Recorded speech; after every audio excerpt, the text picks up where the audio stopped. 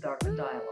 Teachers and parents and students, they are all feeling very anxious as during the pandemic, there's a lot to cope with and to kind of break down as to how to take care of your mental health and well-being at such a stressful time.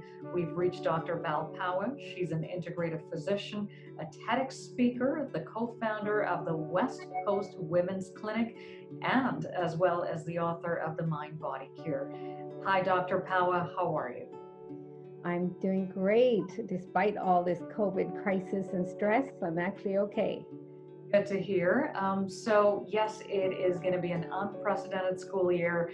We've never seen anything like this. So what should students keep in mind as they're heading back?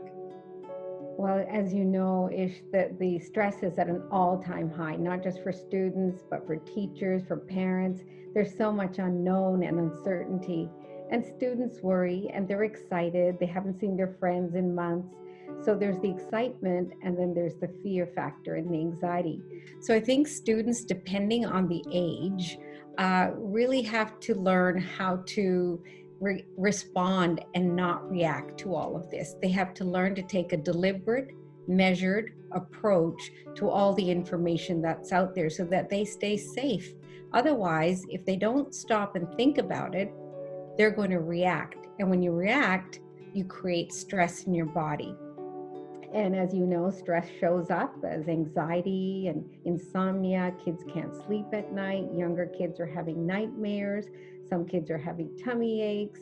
So stress shows up in different ways in the body. And it's really important for students to recognize that stress shows up in their body, but they have a choice on whether they react to all the information out there or they respond. And the situation is not going to change outside of you. It's got to change on the inside of you. So what are some tips that they need to keep in mind? You did talk about responding and not reacting. So what's a scenario? What does that look like? So having an open dialogue and discussion with your parents is a really good idea. Taking the time and the space for parents to sit with their kids, depending on the age. If some kids are very young, they can't digest the same information that's on the news. They take that information and their minds are creating some terrifying scenarios for them. They think they're going to die if they touch somebody or somebody coughs on them. So depending on the age, the best tips for students are to have open communication, get the information, get good, accurate information, and stay within the guidelines. Don't take risks, big risks, take calculated risks. So staying safe with distancing, wearing a mask, using gloves where they have to, or using their masks at all time on the playground. So those are some things that the schools have put into place, and other countries have successfully opened their doors to students, and the students are following the guidelines. Right. So follow the guidelines, take time to stay safe, and be in your body. Notice how you react to it.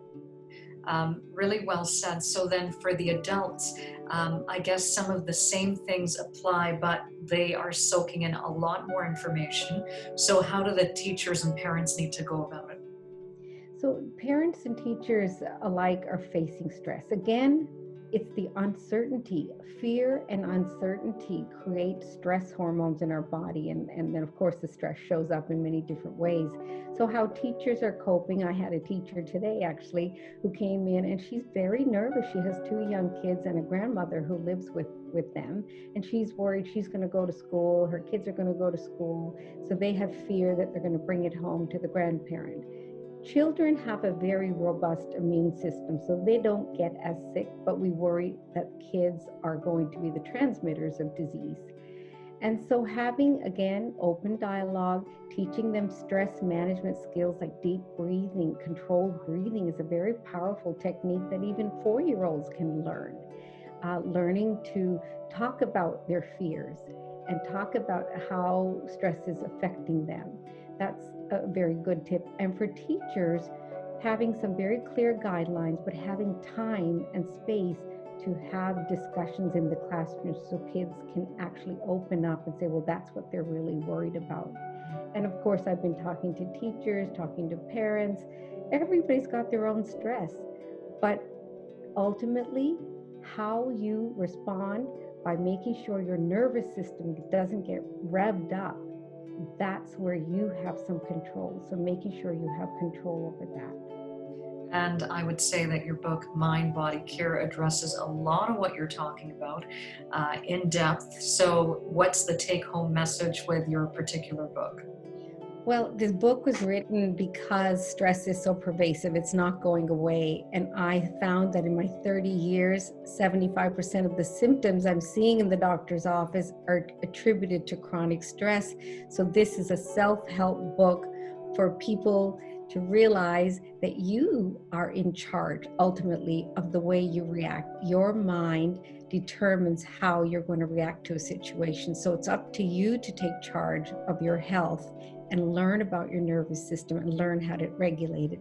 And all the techniques in there with breathing, with mindfulness are great techniques that everyone can use. They're portable, they're affordable, so every age can use them. And I made it user friendly. I want people to take that message that they have a lot of control over how their body will respond to stress. And it is available on Amazon. It's available as of September 15th, or you can pre-order it on Amazon now, but it'll be on all the bookshelves on September 15th. Great. Well, thank you so much for taking the time with us. We truly appreciated it. Thank you, Ish. All the best. Stay safe.